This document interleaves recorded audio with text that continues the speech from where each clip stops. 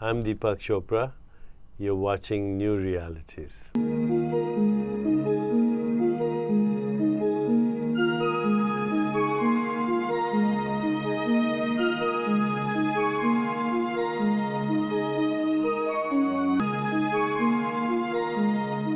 This is Alan Steinfeld for Newrealities. I'm so happy today to be talking to Deepak Chopra about his latest book, The Future of God, A Practical Approach to Spirituality. It's a fantastic read. I think it's the next step in who Deepak Chopra is as a spiritual teacher and as a conscious being. Thanks for being here. Thank you. Why did you write this book at this time in our history?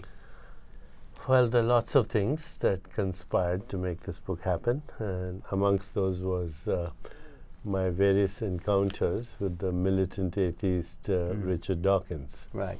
So, Richard Dawkins, in my opinion, is a fundamentalist on the other side of the divide. You have religious fundamentalists, and then you have fundamentalists, secular fundamentalists like him, who call reality anything that's physical. So if it's not physical, it's not real. They call themselves realists, but actually in philosophical terms, they're what can be called naive realists, which means they confuse perceptual experience with fundamental reality. So perception is a species-dependent brain phenomenon. We don't know how it happens. And it's an individual phenomenon as well. My perception is different than your perception. Or that of a squirrel, or that of a honeybee, or a bat, or any other species. So perception is species-dependent, culture-dependent. It's based on a fragmented, conditioned mind. Nevertheless, the prevailing dogma amongst people like Dawkins is if you can't see it, if you can't measure it, if you don't have empirical evidence for it, then it's not real. But then the question is, doesn't empirical evidence or seeing or perceiving depend on something that you cannot see, which is consciousness? You can't see consciousness, but without consciousness there's no seeing. You can't see consciousness or hear consciousness or taste it or smell it, but without consciousness there would be none of those experiences. You can't even conceptualize consciousness, but without it there would be no conceptualizing. You can't imagine it. Without it there would be no imagination. I'm on your side. I believe in the mystical tradition of transcendence, and I equate that to, we have a computer. You have the hardware, which is the body. You have the software, which is the personality, but it doesn't operate until what? You have an operator. It doesn't function. The operator is consciousness that comes in and uses us to have experience in the world. Let me try something with you. Okay, sure. Where are you experiencing yourself right now? Where? I would say... Where are you? I'm mostly in my head. And where's your head being experienced? Where's my head being you should try this with Dawkins, but my head is experienced through a sense awareness of this presence here. Would you say that you're experiencing your head in your body, in your consciousness? If we can define consciousness. Let's define it. First person experience. I'm having an experience of my head in my body. In your consciousness. In my awareness. Let's call it awareness. Let's call it awareness. Okay. Now, where is that awareness?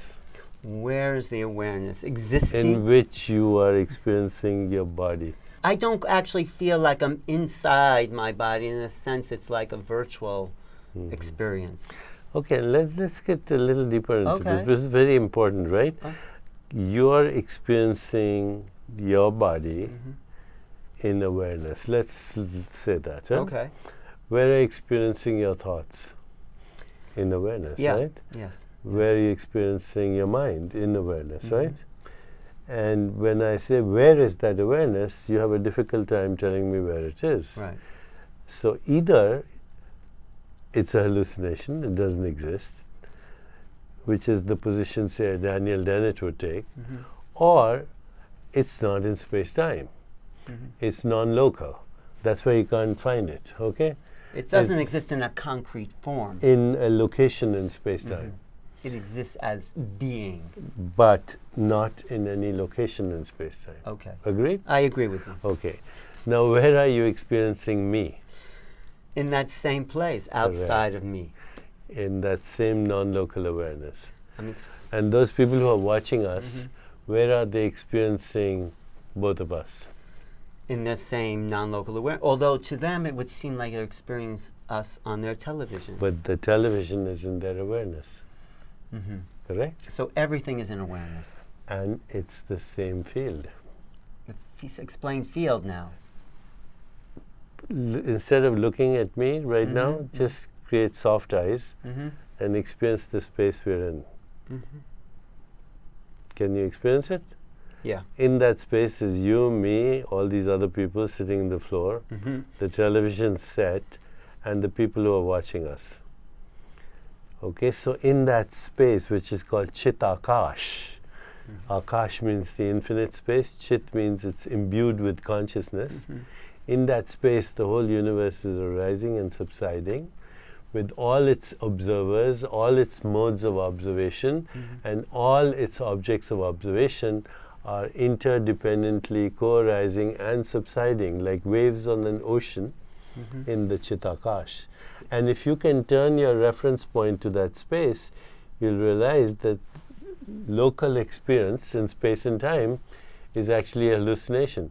It's not, people say, how do you explain an out-of-body experience? And they try to debunk it. The real mystery is how do you get an in-body experience without being in it? You're not in your body. Your body is in you. Me being what? That awareness. Do we share this though? I'm an awareness, you're awareness. Where do we intersect in our awarenesses? Awareness is one, perceptions are many. Awareness, the infinite Chitakash, is God. Okay, and there's only God. And everything is arising and subsiding in God's mind or God's awareness. And if you go deep enough, beyond all your assumed personalities, your assumed identities, you're it. I'm it. All this is it. That's the only thing that exists. So the people that resist that or argue against that, they are bamboozled by the superstition of materialism. The superstition of material. Now you're getting controversial, right? Because people this experience of the material world is the result of a subtle world, which we experience as our inner world of thoughts, feelings, imagination, creativity, mind, intellect, and ego.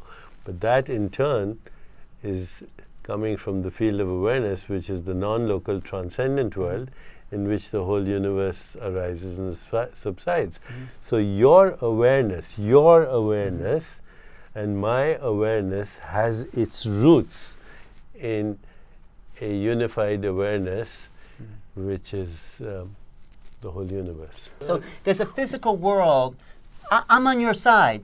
But there's a physical. I'm trying to integrate it. Yeah, good. Yeah. But that's not a relevant argument, because you can have an illusory tiger chasing an illusory Swami up an illusory tree, and the pain that he experiences are both localized projections of a non-local awareness. So even you're a localized projection. I'm a localized projection. And all this is a localized projection. There's a great quote by Jane Roberts. She says, "In a field, a cat eats a mouse. Neither exists. Do not tell them." That's beautiful. Yeah. So in this localized projection, there is a reality that is meaningful. That's where I'm going. In this localized projection, yes, there is a perceptual experience. And we do not. That. Yeah, it's some we of us do. You can be attached to an illusion for as long as you want. Yeah, it's only illusion if you think you're unaware. But if we're aware of the illusion, then it's nice to be watching the show on the cinema. But a lot of people, when they're watching the screen on the cinema, they think they're in the cinema. Right. But this is what it really means to be in the world and not of it. No, I love your example, and I get the awareness that we are not in our bodies, we're the observer. The body is in us, the mind is in us, the universe is in us. The only true definition of you is You are the universe. There are no well-defined edges to your being. You know, we say that's the world, but what do you mean by the world? You know, that without that atmosphere, you wouldn't breathe. Without those trees, you wouldn't breathe. Without the earth recycling, this body wouldn't exist. The carbon, hydrogen, oxygen in your body is star stuff manufactured in galaxies. Carbon here and oxygen here could come from two different galaxies. Those are the material forms, but without that, those are the projected forms. But we're still the being, right? Without that, being still exists. Non-local awareness still exists without the body. Is that what you're saying? The body is contained in non-local awareness.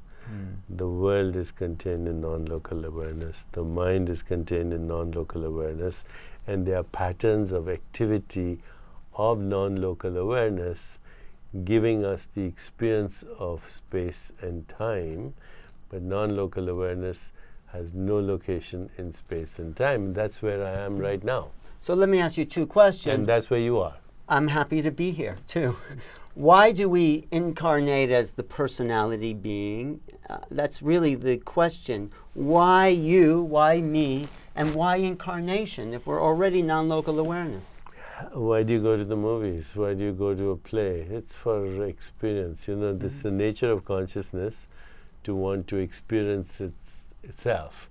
So as awareness becomes aware of itself, it pretends to be Alan, Deepak, trees and rocks and stars and galaxies. It's all self-interaction. So it's for the sake of awareness having experience as me. It is the nature of consciousness to be conscious. So what can it be conscious of? Itself. But it takes on that experience in many forms, almost an infinity of forms. So Rumi, for example, says consciousness sleeps in minerals, it dreams in plants, starts to wake up in animals, and becomes aware of itself in humans. And some humans, I would say, not right. You know, in the vast majority. I'm getting that you've sort of been meditating on this fact that you are in consciousness, and it sort of softened you and deepened you and mellowed you out. Also, the vibration of the earth is changing at this time. More people can hear this message.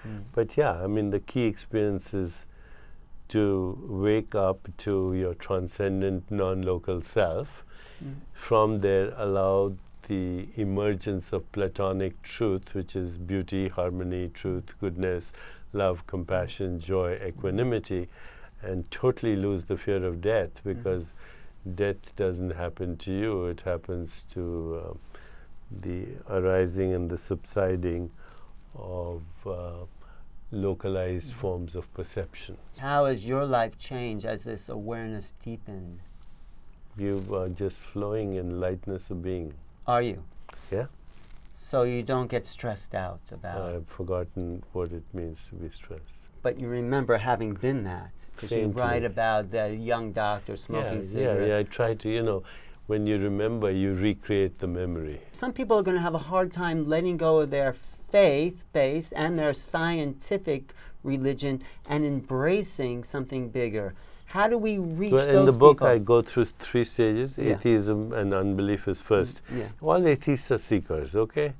Because they suddenly realize that the deity that they were brought up with in the sky, usually a dead guy and white, you know, long beard, dead white male in the sky, it doesn't exist, okay? So they become atheists. Right. And if they are fundamentalists, like, say, Richard Dawkins, they freeze at that level. It's a stage of adolescence, and they're frozen. There's no more spiritual growth after that, because they become naive realists, which means they confuse perceptual experience with fundamental reality, not knowing that that perceptual experience would not exist were it not for something you can't see, which is consciousness. But you can't see it because it's non-local. Okay, so that's the first stage. But if you persist in that doubting, you know, I tell the hardcore skeptics, you're pseudo-skeptics. You need to become radical skeptics. Radical skeptics means don't stop. You've started questioning. Right. You question the dead white male in the sky. Now question your perceptual experience as fundamental reality. Would it exist were it not for the unseen consciousness which makes it possible. When you start going there, you start having what I call faith believed on experience and understanding. If I asked you, do you have faith in general in a jet plane taking you from here, New York City to Los Angeles? You'd say, yeah, I've done it before. And I know that the engineers who came up with that idea and refined it, they manipulated, controlled, and organized invisible laws and regularities of nature. And now we have this technology, it can take us there, right? So I have faith in the jet plane because I have faith in the invisible laws and the minds of people who were able to organize those laws in order to create this technology. Similarly, your faith in the larger awareness that we call God has to come from a deeper understanding of your own self, because your inner being, the fundamental ground of your being, is the ground of all being. But you can't get there till you go inward, till you transcend, till you engage in contemplative self-inquiry, till you question your perceptual reality, till you have intentional experience of making choices and seeing how they influence your reality. Once you start doing that, then your faith is no longer a cover-up for insecurity, because most people's faith and belief is a cover-up for insecurity. They want to believe, okay, but that even Mother Teresa, you said here, had her doubts, and you said belief and doubt are very close together. And the third level is knowing. So you're talking about that. The third level is knowledge, but knowledge not that you learn, but that you become. So it's not knowledge like people can get knowledge from the internet or even from this book, but it's still a map. It's not true knowledge. True knowledge is when you have access to insight, intuition, imagination, creativity. Experience brings knowledge. Experience and knowledge combined, yes. Experience is knowledge, and experience creates the wisdom you talk about. That's right. And this is what people like Dawkins is missing. He may have... Yeah, it's interesting. Sam Harris wrote a new book called, Waking Up. He kind of is now slowly crossing the divide. He's still a physicalist, but he's slowly crossing the divide. So there's hope for Sam Harris, but I think Dawkins, I'm not so sure of. Well, Sam Harris is quoted, "Spirituality begins with a reverence for the ordinary that can lead us to insights and experiences that are anything but ordinary." That's everything that we call ordinary is extraordinarily extraordinary. The fact that you exist should be a perpetual surprise. The two mysteries that science is now trying to figure out. First is, what's the nature of the universe?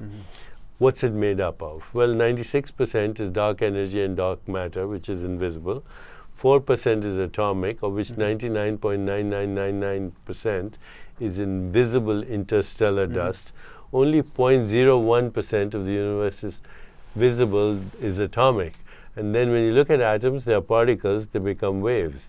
I talk to physicists all the time, and some of them, big ones, are now saying that the entire universe is a single wave function in mathematical space. So you ask them, what's a wave function?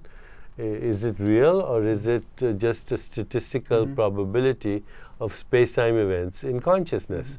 What's mathematical space? Oh, it's Hilbert space. It's a multi-dimensional infinite space. What they're saying is that the universe is a single thought in God's mind. And if there are multiverses, then there are other little thoughts that God has. There are multiverses, and there are each thought breaking off into different realities, but we exist, me and you, the as only an thing you aspect. can say with surety is there is existence, number one. Whatever it is, I'm not there's sure if you existence. exist, actually. There is existence, and there's awareness of existence. Because if there was no awareness of existence, then how would you know there's existence, right? So existence and awareness of existence are the same thing. It's called Sat Chit Ananda. Sat means truth, Chit means awareness, Ananda, eternal bliss. I mean, in a sense, you're taking the esoteric, mystic traditions of Gnosticism, which was pure knowing. Have you studied the Gnostics? And their relationship to being was just that. They just knew there was being. There was a direct knowing. So are you saying let's get rid of religion completely? Because religion is based on faith and conjecture. And religion has some great religious insights and experiences, but when it gets stuck in a dogma, and then the interpretation becomes different between different religious groups, then you have what we have today. War and conflict and terrorism and all the terrible things in the name of God. So I think religion has to evolve. But ultimately I think no system of thought, whether it's religion or theology or science, will get you there. Right. No system of thought. Because thought separates you from existence. Right. I mean, I was brought up not quite religious, but I had experiences out of body, lucid dreaming that I didn't find in religion. So I looked towards other alternatives and realized there was this being. I had that experience, but how are you going to convince the fundamentalists on both sides, the scientists and the religious fanatics, that this way, in a way, you don't get rid of an old model by attacking it. You just make it obsolete by creating a new model, and that happens when you evolve. So you don't, I mean, although I do attack. No, it's okay. He attacked you. Yeah, but I have a mean-spirited part to myself, which I have to transcend. Yeah. Is that still the little part that's left in there? I enjoy. Well, because you felt attacked. He attacked you publicly. Yeah, but that's so what. I could. I could have been bigger than that. You could have, but you weren't. So you I'm still not have. Still. So you still have some stuff to work. A little bit. I've promised Dawkins that I'll be his nemesis for eternity. And he's your nemesis, which polishes the pearl. He's my dark side. So in this book, you actually lay out a map for awareness, for increasing awareness. So going beyond ordinary waking, dreaming, and sleeping, soul consciousness, cosmic consciousness, divine consciousness, enlightenment. All the way. I know, those are words. So let's just talk about that process, because you lay it out here. To be aware of awareness that wakes the mind up to this field that we're existing in. What's a step a person can take to awakening? Well, I mentioned transcendence, self-inquiry, self-reflection, self-awareness, intentional choice-making, questioning perceptual reality. These are the ways, but then also the ability to witness your dreams, what you call lucid dreaming, and the ability to have awareness of your body in deep sleep, so that you recognize that your awareness can be fully awake even though your body and your mind are asleep. And the recognition that you are not the roles you play, but the alert witness of the infinite roles you might want to play. And then going beyond that into cosmic consciousness, which is having the awareness of your non-local being in waking, dreaming, and sleeping. And then going beyond that in experiencing that in the objects of your experience, and then even going beyond that and recognize that there's only one observer, and the whole universe is the body of that one observer. Well, I noticed a shift in you. So what was happened to you, if you don't mind sharing, the personal moments that woke you up to these levels? Personal moments to realize that you're not a person. I don't know. It takes a long time for a fruit to ripen, and one day it falls. Did one day you wake up and say, I realize I'm not Deepak?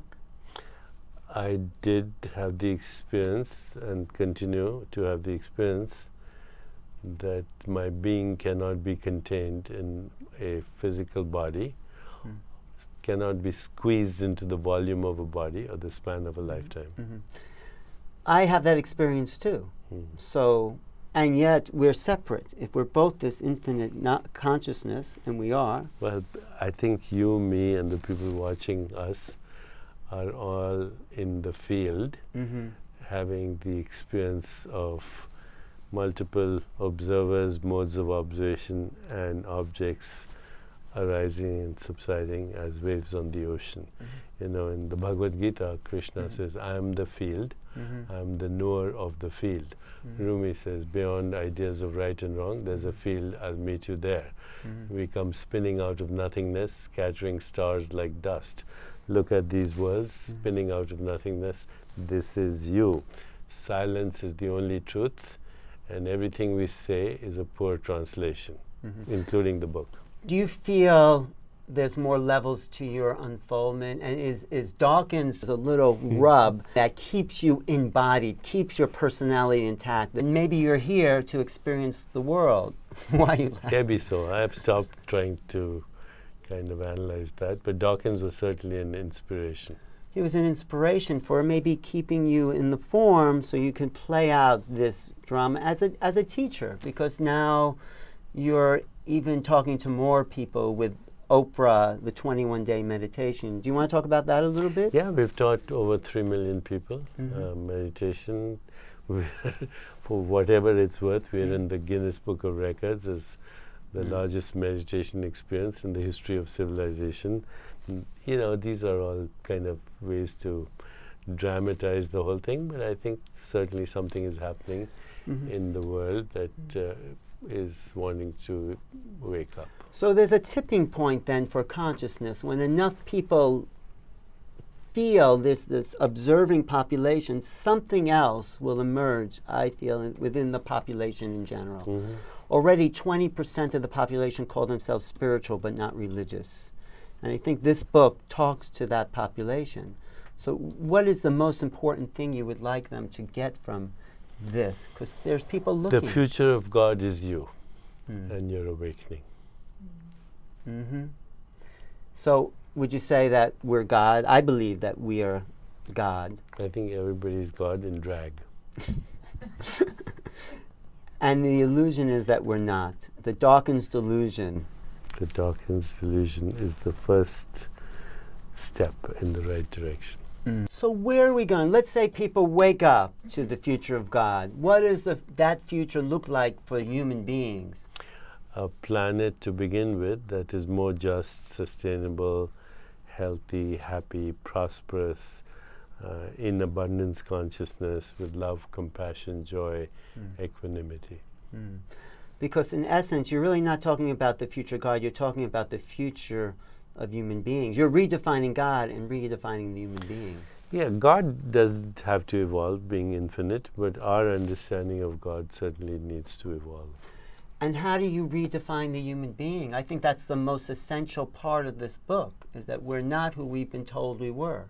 Yeah, everything, every perceived object in the universe owes its appearance to the light of being, to the light of awareness. Photons are not bright, nor do they have color. Your photons are dimensionless. They go to your brain, produce chemicals. You don't experience that. You experience a three-dimensional universe evolving in space and time, because it is awareness that gives that experience, not photons. As you're talking, feel like a dissolving, feel like there's a merging of the non-self.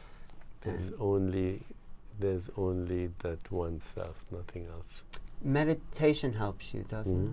How much do you meditate to get to that place? 2 hours every day, but it's not anything I do with effort. I'm here talking to Deepak Chopra. I'm just wondering, as we wrap up here, is there one thing the viewers can do to start to move, evolve that awareness that they become the being, the essence of existence? Take it easy. That's it. That's it. That's it. Flow. Flow. Because what you hold on doesn't exist.